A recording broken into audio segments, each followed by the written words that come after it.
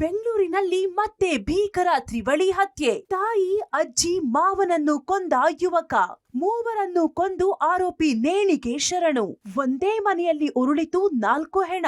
Silicon city ಬೆಂಗಳೂರಿನಲ್ಲಿ ಮತ್ತೆ ನೆತ್ತರು ಹರಿದಿದೆ. ಕೆಆರ್ಪುರಂನಲ್ಲಿ ಪ್ರಿಯಕರನ ಜೊತೆಗೂಡಿ ಮಗಳಿಂದಲೇ ತಂದೆ, ತಾಯಿ, ತಂಗಿಯನ್ನ ಕೊಲೆ ಮಾಡಿದ್ದ ಪ್ರಕರಣ ಮಾಸುವ ಮುನ್ನವೇ ಮತ್ತೊಂದು ತ್ರಿಬಲ್ ಮರ್ಡರ್ ವರದಿಯಾಗಿದೆ.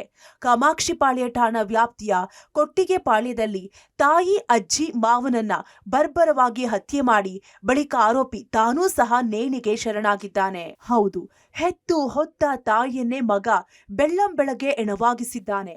ಜೊತೆಗೆ ಚಿಕ್ಕಂದಿನಿಂದ ಸಾಕಿ ಬೆಳೆಸಿದ್ದ ಅಜ್ಜಿಯನ್ನ ಕೊಚ್ಚಿ ಕೊಲೆ ಮಾಡಿದ್ದಾನೆ.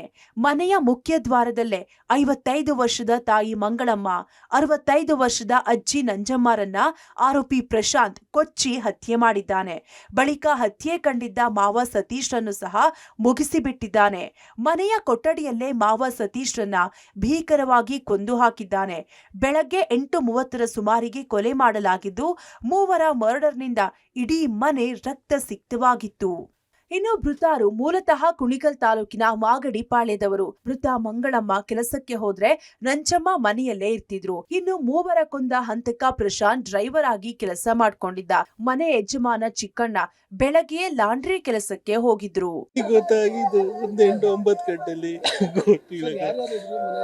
ಗೊತ್ತಿಲ್ಲ ಸರ್, ಈಗ ಬಂದಿದ್ ನಾನು ಸರ್ ಅಷ್ಟೇ. ಯಾರಿಗೂ ಗೊತ್ತಿಲ್ಲ. ನಮ್ಮಲ್ಲಿ ಪರಿಸ್ಥಿತಿ ಬರುತ್ತೆ ಅಂತ ಗೊತ್ತಿಲ್ಲ. ದೇವರು ಸಾಕು ಬಿಡಿ ಸರ್. ಏನಿಲ್ಲ, ಗಲಾಟೆ ಏನಿಲ್ಲ, ಚೆನ್ನಾಗೇ ಇದ್ರು. ಎಲ್ಲ ಕೆಲ್ಸಕ್ಕೆ ಹೋಗೋರು ಬರೋರು. ಇವ್ರಣ್ಣ ಡ್ರೈವರು, ಮನೇಲೇ ಇದ್ರು. ಅವರು ಏನಾಯ್ತು ಅಂತ ಗೊತ್ತಿಲ್ಲ. ಬೆಳಗ್ಗೆ ಫೋನ್ ಹಾಕಿದ್ರು ನಮ್ಗೆ 8:30. ಅವಾಗ ನಮಗ್ ಗೊತ್ತಾಯ್ತು ಜಗಳ ಇಲ್ಲ ಏನು ಅಂತ. ನಮಗೂ ಗೊತ್ತಿಲ್ಲ, ನಮ್ಮನ್ನ ನೋಡಕ್ಕೆ ಬಿಟ್ಟಿಲ್ಲ. ಏನ್ರಲ್ಲಿ ಹೊಡೆದಿದ್ದಾರೆ ಅಂತಾನು ಗೊತ್ತಿಲ್ಲ ನಮ್ಗೆ. ಓನರ್ಗೆ ಯಾರಿಗೋ ಹೇಳಿರೋದು ಹೋಗಿ ಹಿಂಗ್ ಕಿರ್ಚಾಡ್ತಾವ್ರೆ ಮನೆಯಲ್ಲಿ ಅಂತ. ಓನರ್ ಬಂದು ನೋಡೋಷ್ಟಕ್ಕೆ ಆ ತರ ಆಗಿರೋದು. ನಾನು ಮನೆಯಲ್ಲಿ ಇದ್ದಿದ್ರೆ ನನ್ನನ್ನು ಕೊಲ್ಲುತ್ತಿದ್ದ, ಚೆನ್ನಾಗಿಯೇ ಇದ್ದ, ಯಾಕೀಗೆ ಮಾಡಿದ್ನೋ ಗೊತ್ತಿಲ್ಲ. ಆರೋಪಿ ಪ್ರಶಾಂತ್ ತಂದೆ ಚಿಕ್ಕಣ್ಣ ಹೇಳಿಕೆ. ಇನ್ನು ಘಟನೆ ತಿಳಿದು ಸ್ಥಳಕ್ಕೆ ಆಗಮಿಸಿದ ಮನೆ ಯಜಮಾನ ಚಿಕ್ಕಣ್ಣರಿಗೆ ಆಘಾತವಾಗಿತ್ತು. ಊಟ ತಿಂಡಿ ವಿಚಾರಕ್ಕೆ ಆಗಾಗ ಸಣ್ಣ ಪುಟ್ಟ ಗಲಾಟೆ ನಡೀತಿತ್ತು. ಅದ್ಬಿಟ್ಟು ಕೊಲೆಗೆ ಕಾರಣ ಏನು ಎಂಬುದು ಗೊತ್ತಿಲ್ಲ ಎಂದು ಆರೋಪಿ ತಂದೆ ಚಿಕ್ಕಣ್ಣ ಹೇಳಿದ್ದಾರೆ.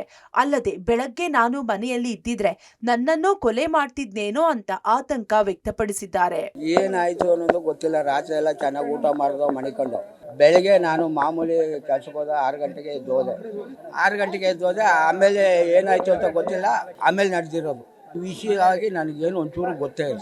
ನಮ್ಮ ಅತ್ತೆನ, ನಮ್ಮ ಹೆಂಗಸನ್ನ, ನನ್ನ ಬಾಮೈದನ 3 ಜನ ಅವನು ನೆನಕೊಂಡು ಯಾವುದಕ್ಕೆ ಹಾಕೋಣ ಗೊತ್ತಿಲ್ಲ. ನಾನು ಒಳಗಡೆ ಹೋಗಿ ಬೆಳಗ್ಗೆ ಕೆಲ್ಸಕ್ಕೆ ಹೋದಾಗ್ಲೂ ಏನು ಇರಲಿಲ್ಲ. ಈಗ 10 ಗಂಟೆಯಲ್ಲಿ ಗೊತ್ತಾಗಿದ್ದು.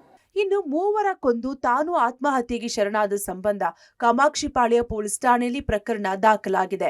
ಮೂವರನ್ನು ಕೊಲೆ ಮಾಡಲು ಕಾರಣ ಏನಿರಬಹುದು ಎಂದು ಪೊಲೀಸರು ತನಿಖೆಗಿಳಿದಿದ್ದಾರೆ.